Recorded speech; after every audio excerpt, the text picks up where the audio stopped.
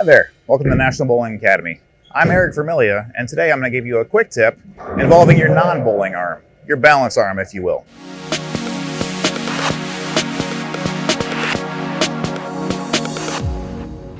So one thing you can always focus on when you're bowling is obviously your non-bowling arm, your balance arm.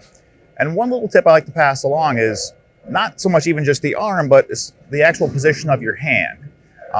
If you look at your left arm for the right-handed bowler, when you're delivering your shot, if your thumb is pointed up, you have a tendency to have your shoulders want to close.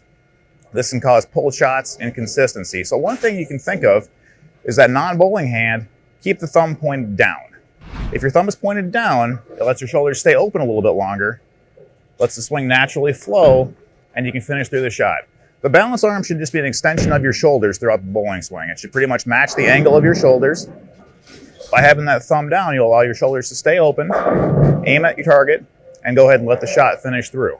One quick little way to practice this is just our usual one-step drill. Let me show you that quick here.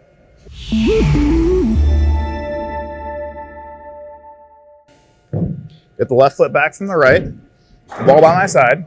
I'll get this balance arm out in front of me with the thumb pointed down. Just let the shoulders open up.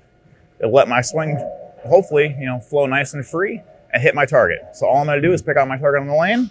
I'm back from the lane, thumb down, balance arm out, get in position, bump the ball out and go.